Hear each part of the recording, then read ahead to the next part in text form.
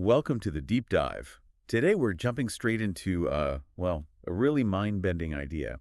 It's ripped from science fiction, but it definitely makes you think twice about reality itself. Yeah, absolutely. We're talking about this concept of a time loop virus. Exactly. The source material we looked at is this fictional podcast narrative, and it explores this question. Could time itself get sort of corrupted, like, infected? Right, like a biological virus or maybe more like a computer virus, but infecting the timeline itself, potentially trapping us in, well, an endless loop. It's a fascinating story to unpack. And this fictional podcast is called The Time Loop Virus. Can Reality Catch a Cold? So it's definitely a narrative, a story. But a clever one, it weaves in some pretty complex physics ideas, kind of speculatively. For sure. And our goal here isn't really to, fact check a fictional virus. It's more about pulling out the core ideas from the story. Understanding the what-ifs it presents. Yeah, and seeing if those what-ifs spark any connections, however loose, to real-world science. But hopefully without needing an advanced degree to follow along. Okay, so let's dive into the story setup. The narrative places us in the year 2129. Right. At a place called Cronus Station 7. Sounds important. It's described as a quantum facility, and they're working on something called controlled time field compression. So basically manipulating time, or space-time. In a localized way, yeah. That's the idea. And this is where, well, things start getting really weird in the story. Okay, so what's the first sign that something's wrong? It starts with this recurring 16-second loop. 16 seconds. That's incredibly short. Very short. Imagine everything around you, people talking, moving, maybe even your own thoughts, just hitting a hard reset every 16 seconds. Okay, that sounds nightmarish. But do people notice? That's the kicker. The narrative says their memories remain intact, so you're fully aware you're reliving the same tiny slice of time again and again. Oh, wow. Okay, that's even worse. So you remember each loop. You remember each loop. It's described as happening multiple times, then it stops, leaving everyone completely freaked out, obviously. Understandably. But then it happens again. And on the 16th loop, something happens that just breaks everything. Don't tell me it gets weirder. It gets weirder. An engineer, someone who had actually died 2 years earlier, he just reappears. Wait, reappears? Like physically there? Physically there in the control room, which, I mean, that's not just a glitch anymore, is it? No. That messes with causality, with life and death, the fundamental rules. Exactly. The story's narrator puts it really well. Whatever they touched, it wasn't just time. It was the logic of time. It suggests a fundamental break. Okay, so enter the expert within the story, right? Yep. There's always an expert. Dr. Alea Grant. She's the lead quantum temporalist, nice title, and she comes up with a term for this. Which is? The chronopathogen. Okay, a pathogen for time sounds infectious. That's her theory. She believes this loop, and especially the engineer reappearing, isn't just random. It's like corrupted temporal data. Corrupted data. Yeah, and it's spreading through what the story calls entangled systems. Think of that quantum idea where things are linked instantly over distance. So a problem in one place could ripple outwards. Potentially. And her explanation gets really interesting. She proposes time isn't just, a river we flow down. Okay. She suggests it's more like an informational fabric, something that's constantly updating itself, writing reality moment by moment to keep things consistent. Like code. Yeah. Like reality is running on software.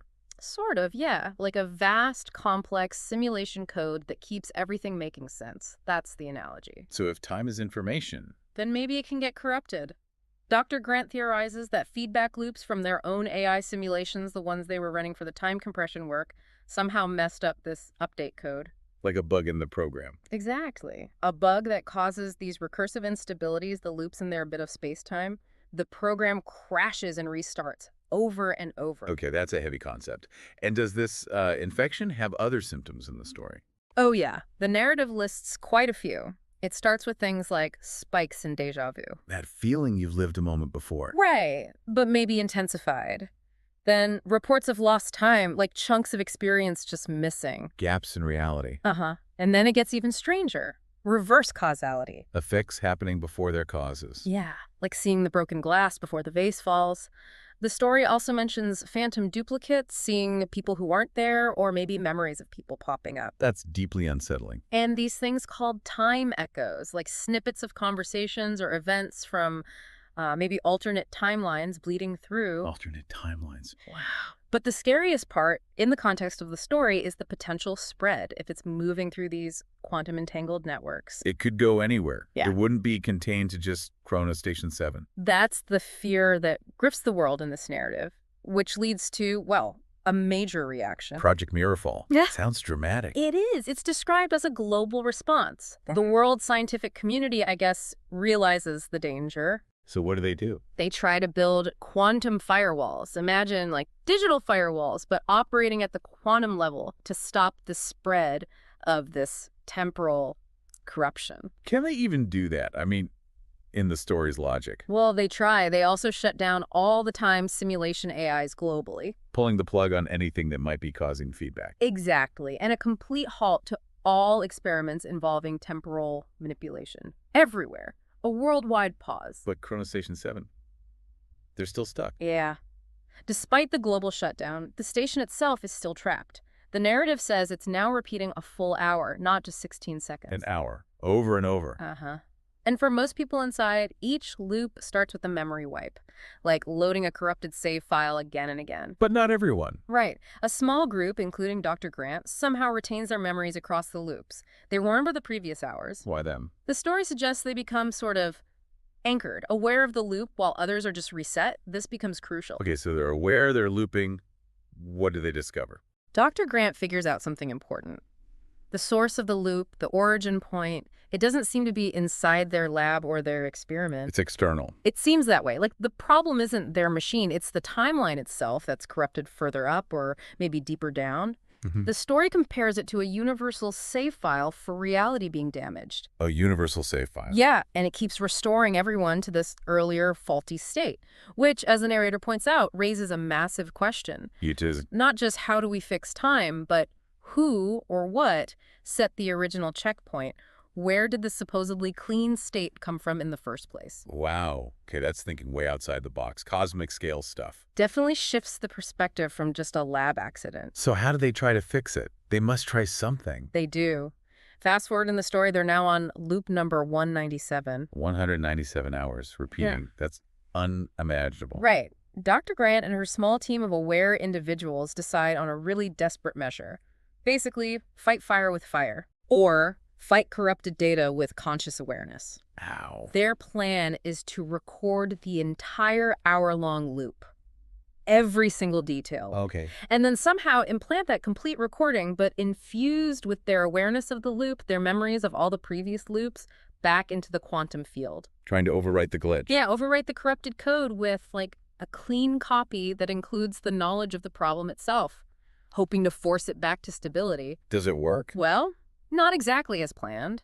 Time doesn't reset or fix itself. It freezes. Freezes completely. Everything stops, dead still. And then one by one, her team members just vanish. Poof, gone. Leaving only Dr. Grant. Leaving only Dr. Grant alone in this frozen moment of time. Okay, this is getting very strange. What happens to her? This is the real mind-bending twist. As she's standing there, alone, she sees herself. Another version of herself. Her past self, the version of her from the very first time the hour-long loop began, walking back into the scene. Like, the whole thing is starting over from her perspective. But, yeah, she's already there, watching. She's there watching. But here's the critical difference. This new Dr. Grant entering the scene now has all the memories. All 197 loops. All of them. Instantly downloaded into her awareness as she steps into that initial moment. So she became the fix. In a way, yeah. She's no longer just a scientist in the loop. The narrative suggests she's transformed. She's become a kind of self-repairing protocol within the time stream itself. Evolved by the virus. Sort of. Like, the problem itself triggered its own solution, embodied in her consciousness. It's paradoxical, isn't it? Deeply. So the virus didn't win, but it changed everything. Exactly. It triggered this strange mechanism for, potentially, self-correction. Is that the end of the story? Not quite. There's an epilogue set years later. It hints at these lingering effects globally. Like what? Well, unexplained incidents of déjà vu start increasing dramatically all over the world. Quantum sisters, computers, sensors start behaving oddly, seemingly predicting future events with, like, unnerving accuracy. Predicting the future. Almost. And also, some people start having these incredibly vivid, persistent dreams of alternate lives, different realities. Okay, so the timeline is still glitchy. Or maybe patched. That leads to this final theory proposed in the narrative by fictional scientists. They wonder if maybe time isn't linear at all. Maybe it's inherently recursive. Looping.